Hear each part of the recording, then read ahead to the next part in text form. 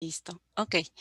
Bueno, muy buenas tardes tengan ustedes y a su vez reciban el cordial saludo del director general, el ingeniero Augusto Aponte Martínez y del señor ministro Federico Tenorio, ¿no?, del Ministerio de Desarrollo Agrario y Riego. Continuando con las actividades programadas en el marco de la primera rueda virtual, vamos a dar inicio esta tarde a las siguientes ponencias programadas. Tenemos la presentación de lo que es post cosecha y cuidado y manejo de flores cortadas a cargo del ingeniero José Palacios. Él es ingeniero agrónomo, experto en floricultura y horticultura ornamental y jefe del programa de investigación en ornamentales de la Universidad Nacional Agraria de Molina. Adelante, por favor, ingeniero. Okay.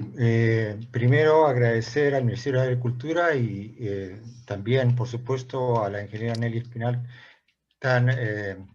que siempre ha estado activa en todo este proceso de desarrollo de la floricultura en el Perú y su interés permanente por desarrollar esta actividad y dentro del país.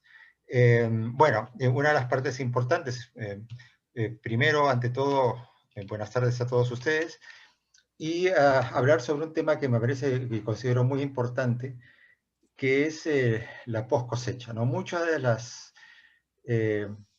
personas que trabajan en este campo de lo que es la floricultura tienen un interés muy importante en lo que es el cultivo en sí de cada una de las especies que desarrollan. Sin embargo, muchos no le prestan mucho interés a la parte de post cosecha. Y la post cosecha representa el 70% de la calidad final de la flor. Solamente el 30% representa todo el proceso del cultivo, fertilizaciones, control sanitario, podas, etcétera, todas aquellas manejos que ustedes realizan o aquellos que están dedicados en el área a desarrollar en el cultivo, vigilando temperaturas en el cultivo, condiciones de riego, calidad de agua, etcétera, etcétera.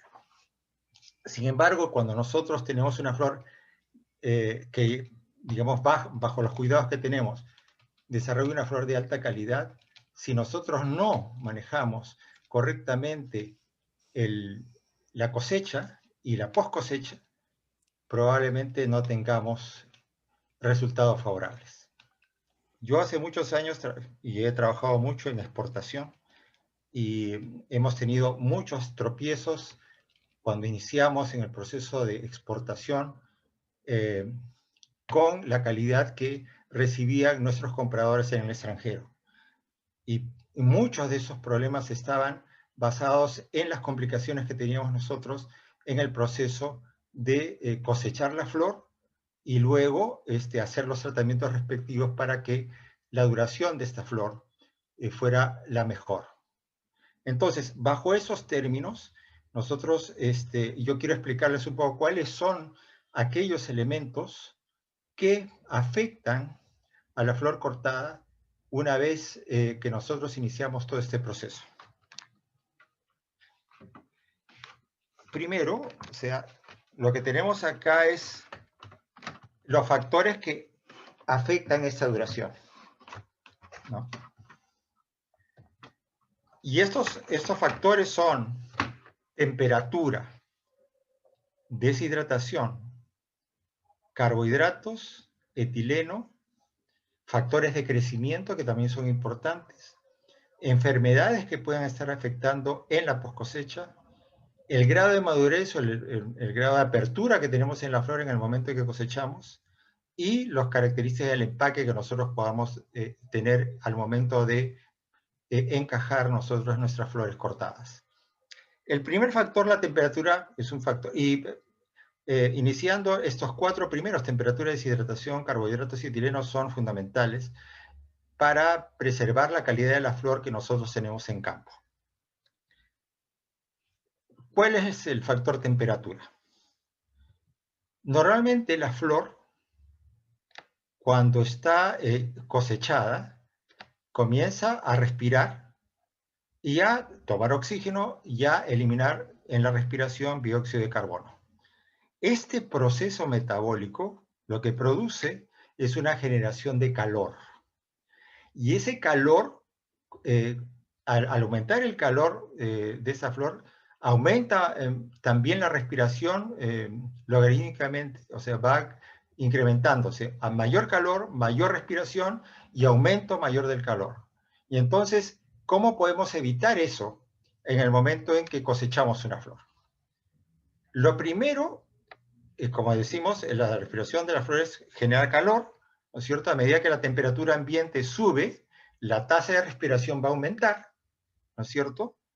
Y lo que tenemos que hacer inmediatamente nosotros cosechamos es enfriar a esa flor cortada para evitar que la respiración aumente, ¿no? Entonces, uno de los factores cuando nosotros cosechamos es cosechar la flor muy temprano a la mañana, cuando las temperaturas sean lo más bajas posibles. En California, por ejemplo, se hizo un trabajo de cosechar de noche, porque es mucho más efectivo cosechar a bajas temperaturas para lograr una mejor calidad de flor. Los resultados fueron buenos en comparativo de estar cosechando en el día.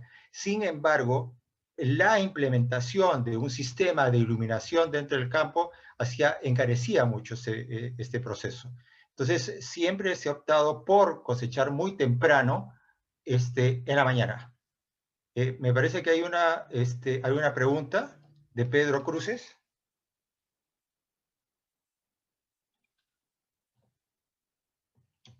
Ok, bueno, de pronto que lo ponga en el chat.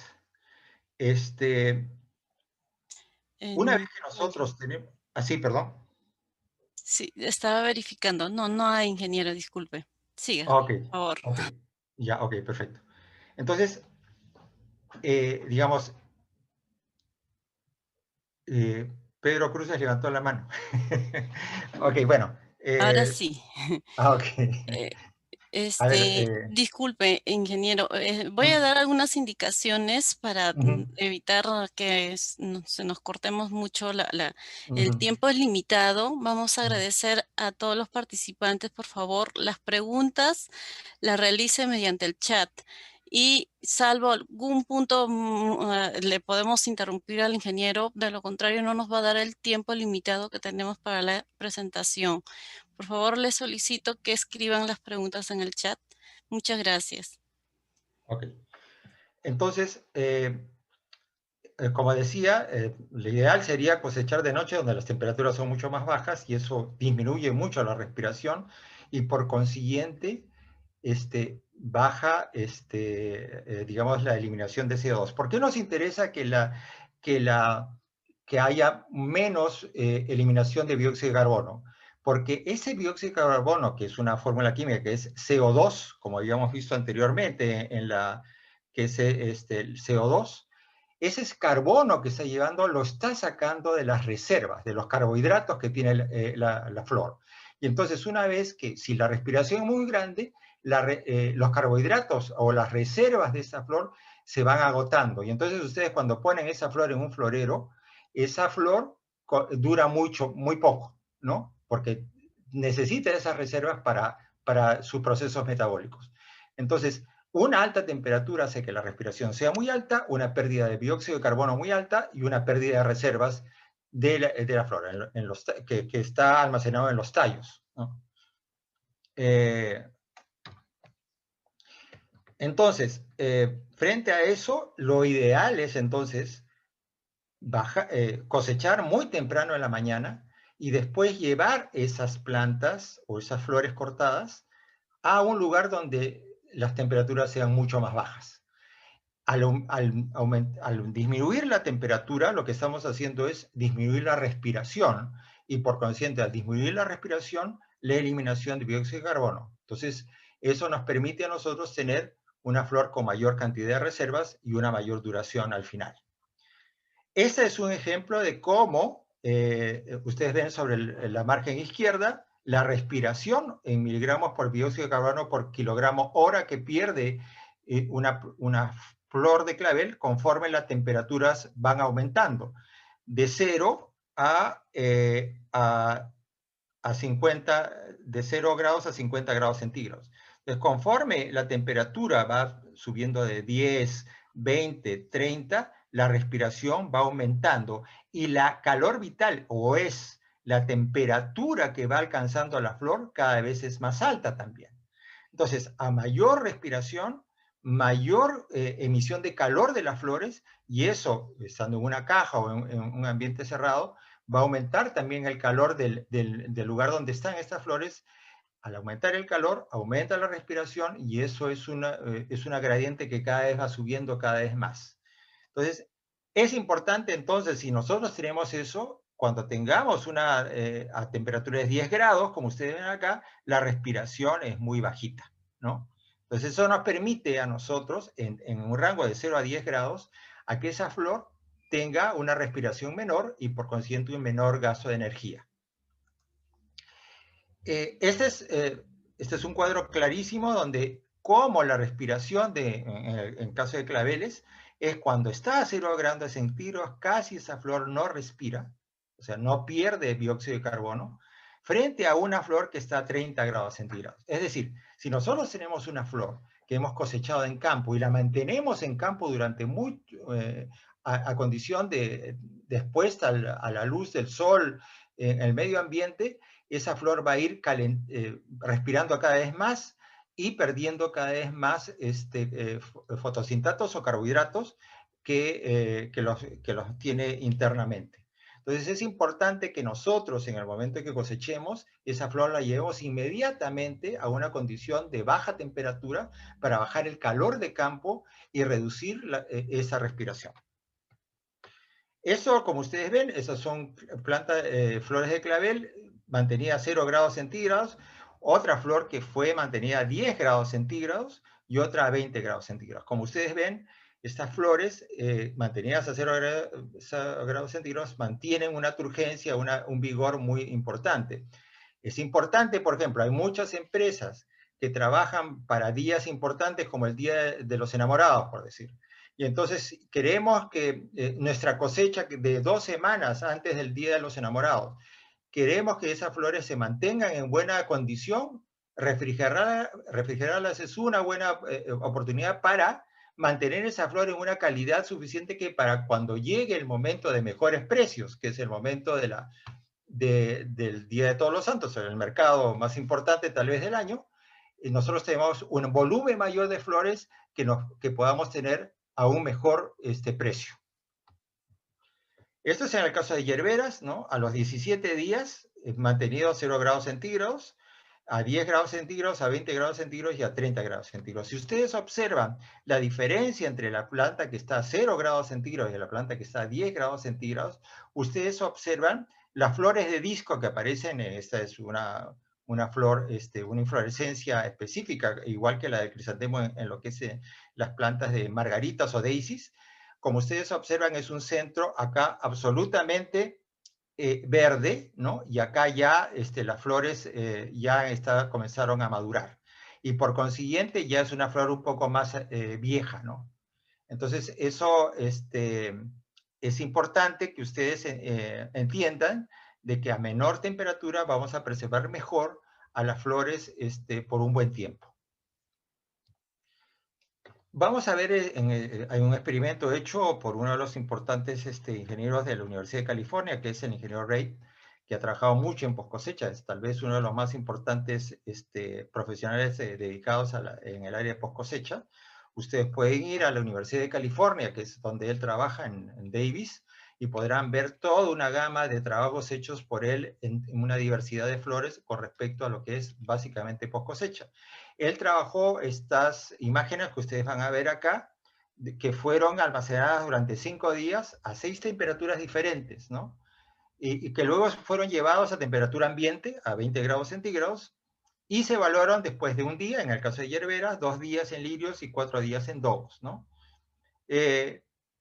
Pues estas diferencias de temperatura que ustedes van a ver en estos van a dar lugar a cambios muy notorios en la calidad de flores, ¿no?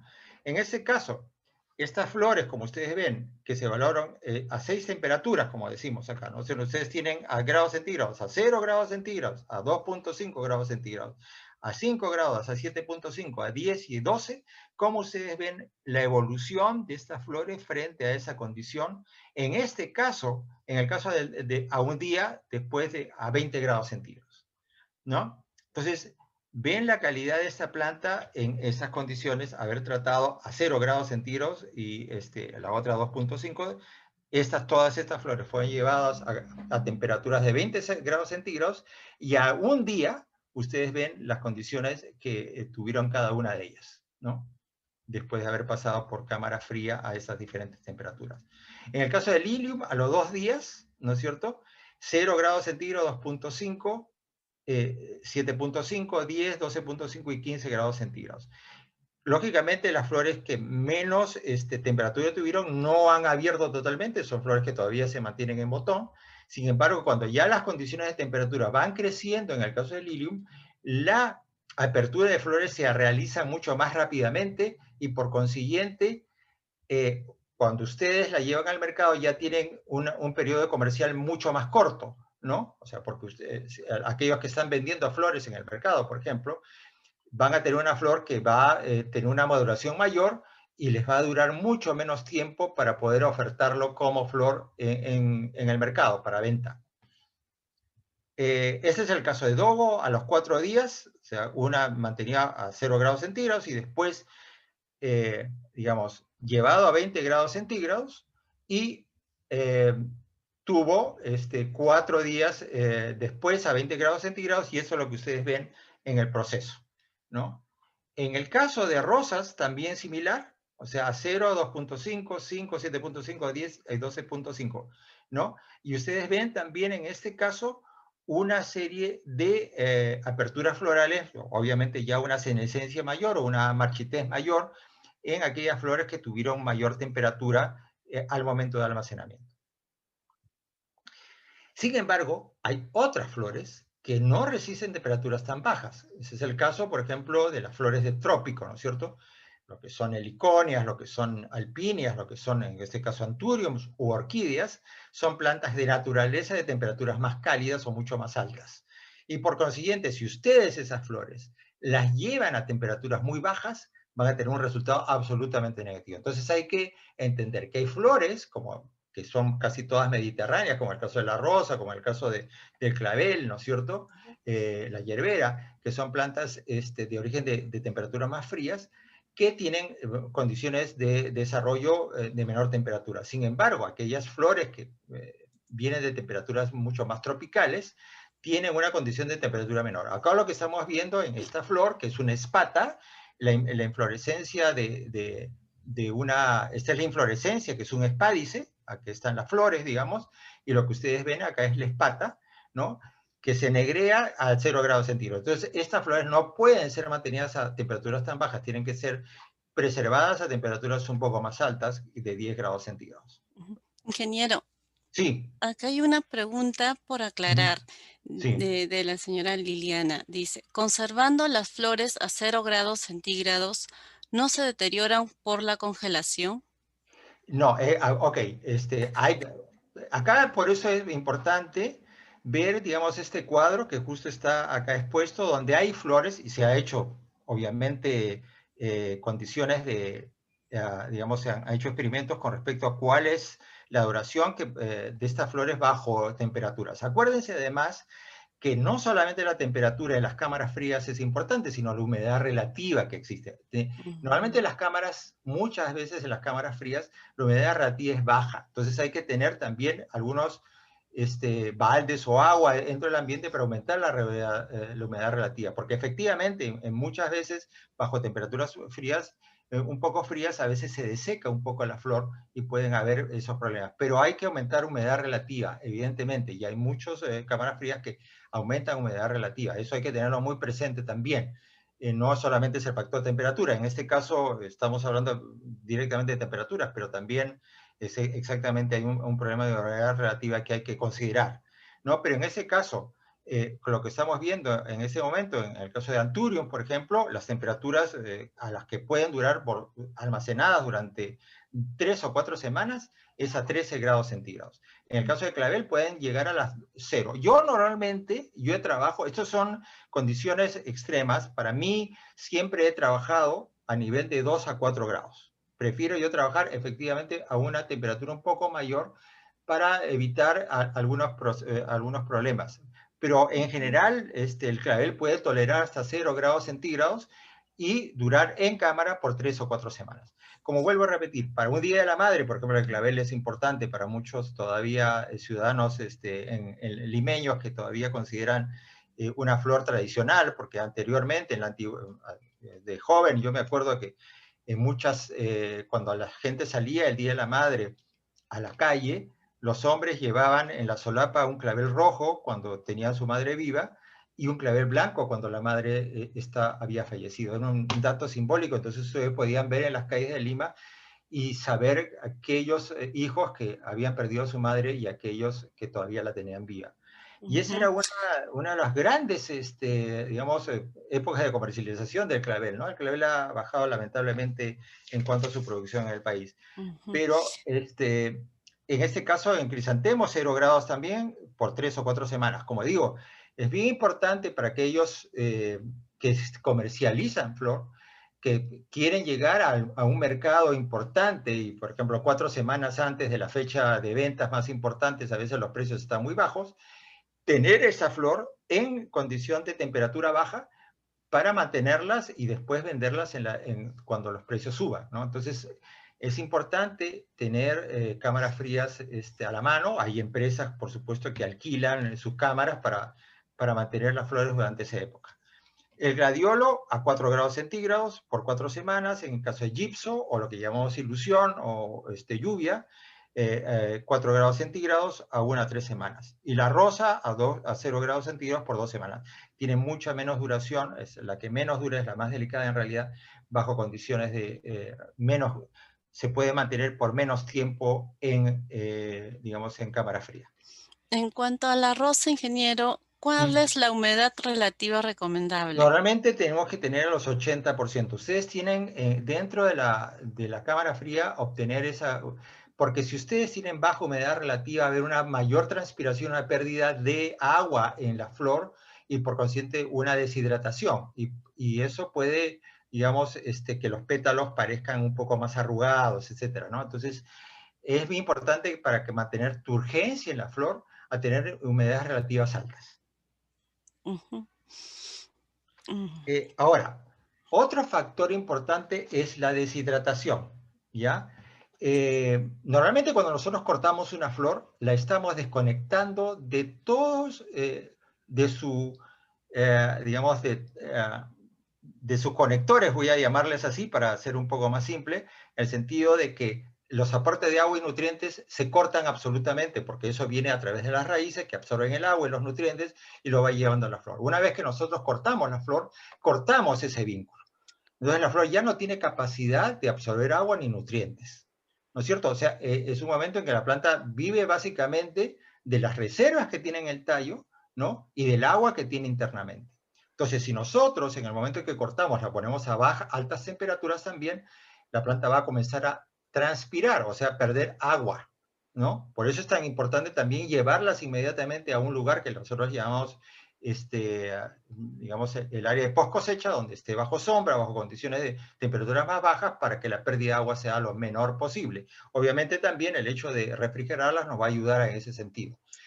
Entonces, esa pérdida de conexión, o sea, no permite que la flor pueda absorber más agua, o sea, de las raíces, ¿no? Ahora está de por sí, ¿cómo podemos hacer para lograr que esa flor se hidrate?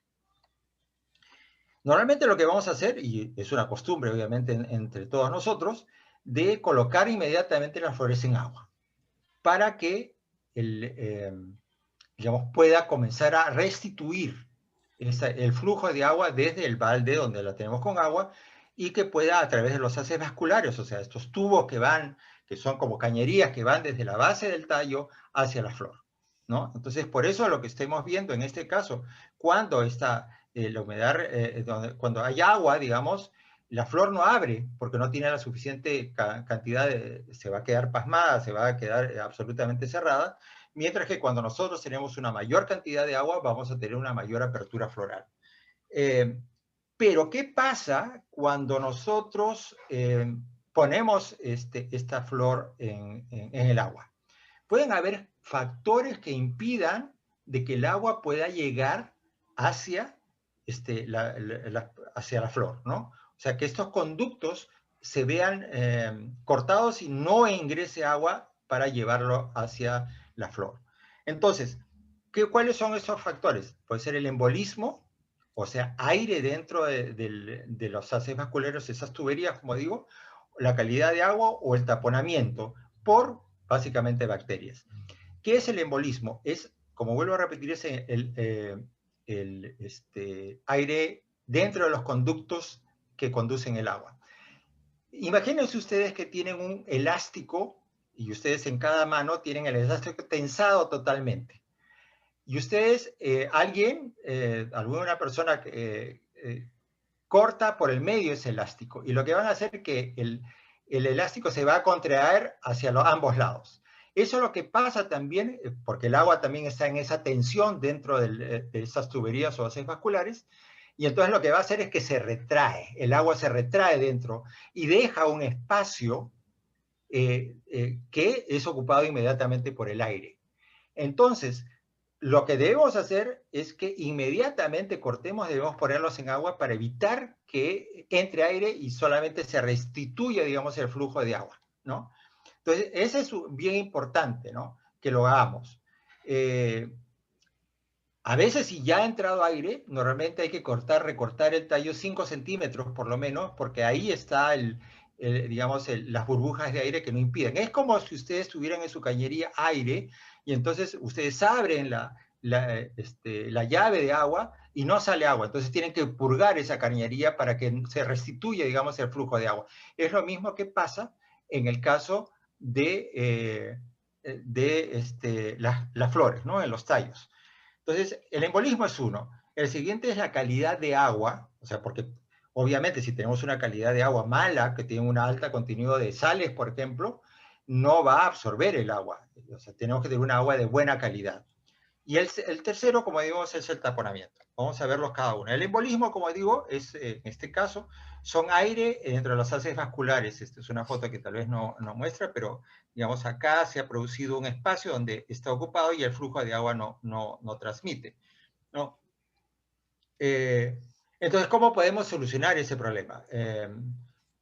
Uno de ellos es recortar bajo el agua, que es un proceso, por supuesto, bien interesante, pero es imposible hacerlo comercialmente, porque tendríamos pues una enormidad de plantas de estar recortando. Una vez cortadas, recortamos un poquito para que se restituya. Como digo, a veces esas burbujas de aire están a los 5 centímetros, entonces cortamos de la hoja y se vuelve a restituir ese flujo, ¿no? Acidificar el agua, que es el método más común. El agua, al ser acidificada, aumenta en fluidez, ¿no? Si ustedes alguna vez han visto miel, la miel es o el aceite muchas veces también, cuando ustedes lo calientan, la miel cuando comienza a calentarse, en un baño María, ustedes van a ver cómo la miel se comienza a, a volver mucho más líquida, ¿no es cierto? Se mueve con más facilidad, ¿no? Igual es en el aceite, cuando esté en el carro, ustedes van a ver que tiene, digamos, una viscosidad diferente porque se vuelve más fluida. En ese mismo caso, al acidificar el agua, lo que nosotros hacemos es haciendo que el agua sea más fluida y por consiguiente sea más fácilmente absorbida por la planta. Usar el agua tibia también, el agua cuando está más tibia también se vuelve más fluida. Pero ese es un proceso también de calentar agua y es un proceso mucho más engorroso, digamos, y más costoso que usar agua acidificada, ¿no?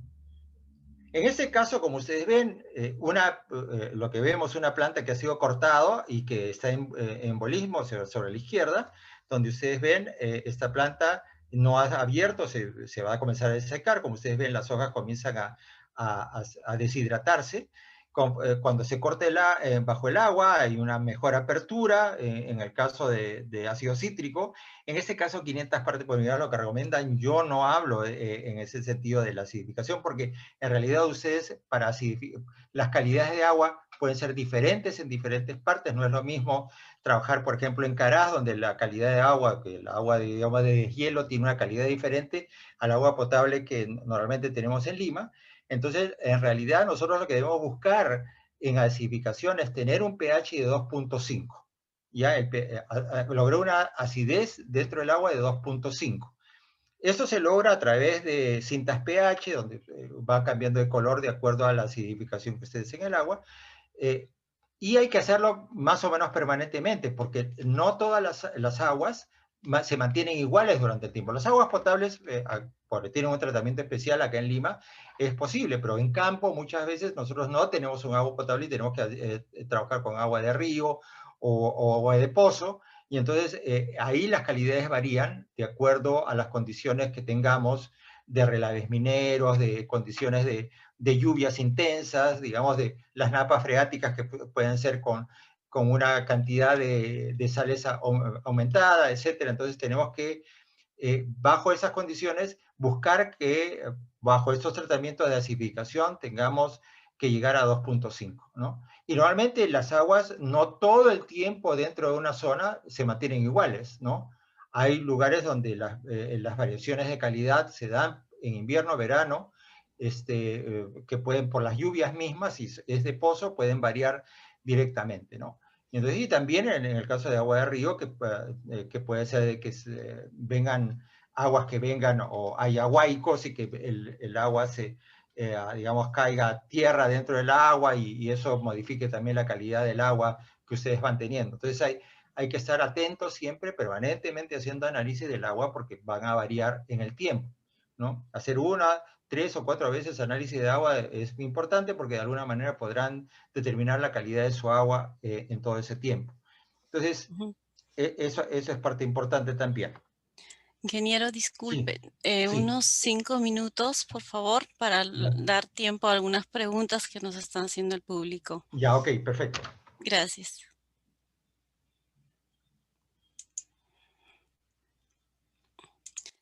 No, continúe. Tenemos 5 minutos para que usted pueda terminar su exposición, ingeniero. Ah, ya entendí. Sí, No, disculpe. no había entendido, pensé que eran los 5 minutos para las preguntas. O sea que, No, este, sí, sí. sí. Esto es igual, o sea, muchas veces entonces en esta calidad de agua, nosotros podemos utilizar, muchas veces en grandes empresas de exportadoras, por ejemplo, se tienen equipos de tratamiento de agua, ¿no? Con osmosis inversa, con aguas desionizadas, hay otros métodos también para lograr agua que tenga una calidad eh, óptima, ¿no es cierto? Evitando que hayan elementos tóxicos en el agua, quita todos los cationes y aniones que puedan tener en el agua, las sales, etcétera, ¿no? Entonces siempre es importante, como ustedes ven, que el ácido cítrico, o sea, acá en este caso son 3 ejemplos de agua potable, ¿no es cierto? Agua desionizada, pero al agregar ácido cítrico, nosotros tenemos una mayor fluidez y por consiguiente una mayor apertura de flor, ¿no? Una mejor hidratación. Entonces el ácido cítrico es importante para desarrollar una hidratación rápida de las flores. Este es un primer tratamiento que normalmente se hace en empresas de exportación. Se toma el agua, se acidifica y se coloca inmediatamente después de cosechar la flor, se les puede colocar ahí por 1 hora para hidratarla.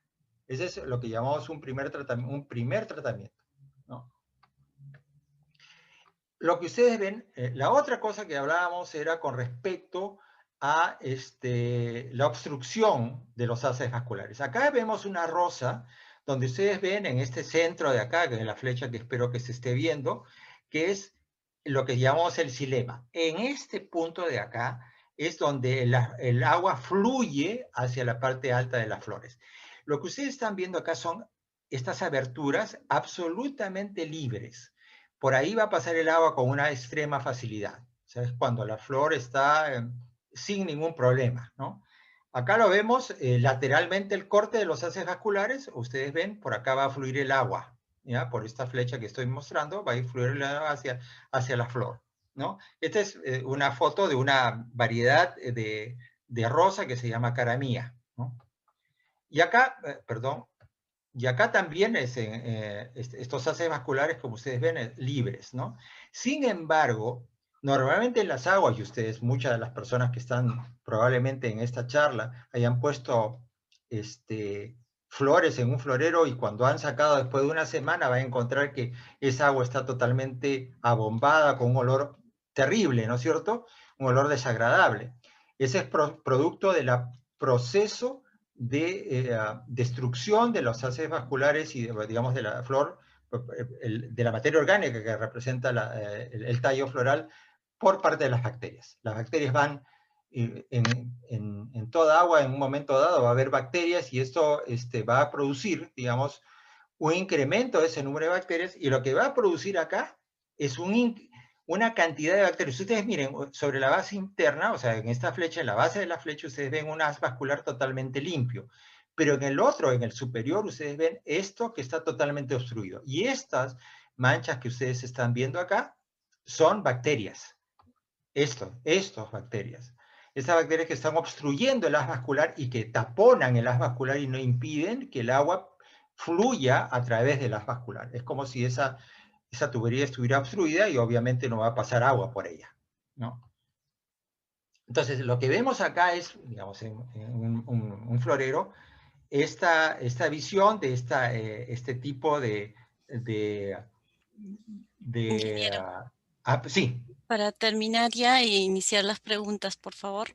ya, ok, para terminar con esto, que Sí, es, ya digamos, en este proceso, como nos ustedes ven, el agua se ha comenzado a oscurecer, es una especie de color mucho más opaco del agua, que es producto de las bacterias, y como ustedes ven, en la base de esto ya se está destruyendo la base del tallo. Una cosa importante en el corte de flor es cortar en bisel, ¿ya? Porque es bien importante que lo corten en bisel, porque como ustedes ven, si lo cortan recto, la base del tallo se va a quedar sobre la base del fondo y entonces la posibilidad de absorción de agua es menor. Sin embargo, si ustedes lo cortan en bisel, la punta del extremo va a quedar abajo, apoyada sobre la base del florero y va a permitir que el agua pueda fluir a través de los haces vasculares. Entonces, miren, solamente un corte también representa una posibilidad de mejor absorción de agua.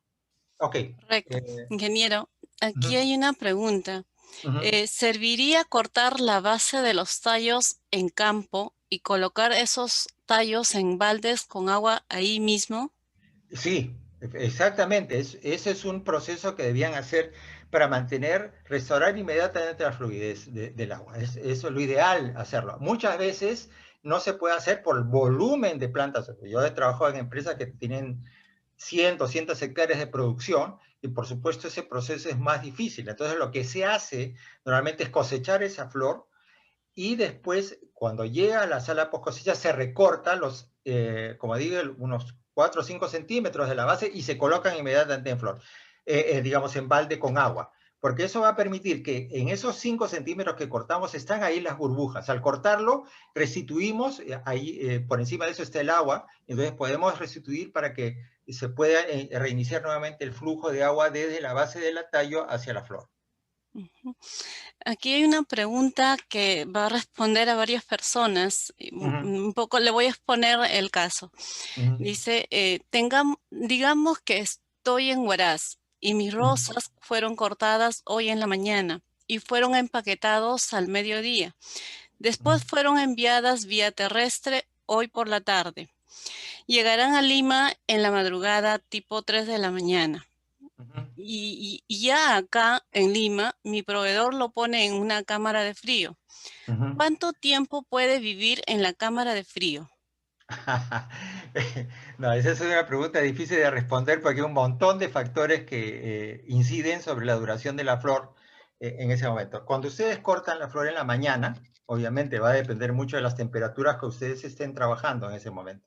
Si son temperaturas bajas, obviamente la respiración va a ser menor y por consiguiente la duración de la flor va a ser mayor. El grado de apertura también es importante, ya en este caso. Ahora, el transporte.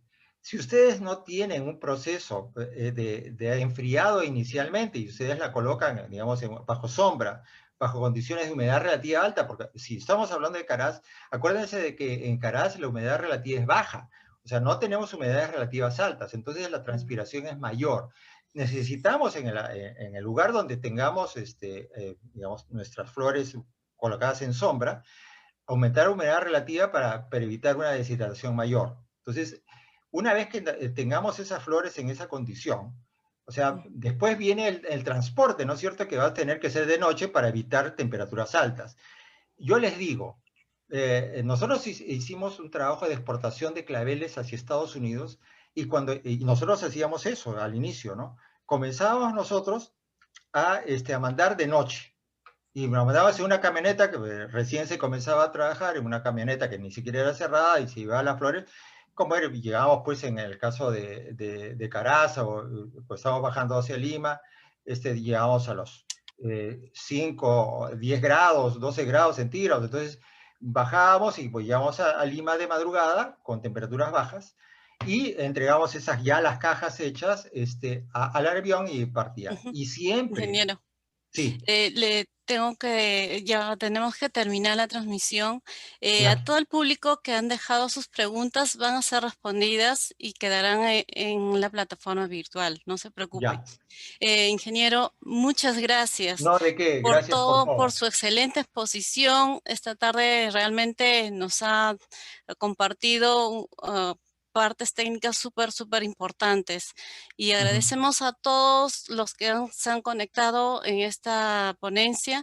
Les invitamos a conectarse en la siguiente sala, por favor. Muchas gracias. Ingeniero, Ok, hasta pronto. Muchas sí, muchas gracias. gracias por todo. Gracias a ustedes y hasta una próxima oportunidad. Muy amables.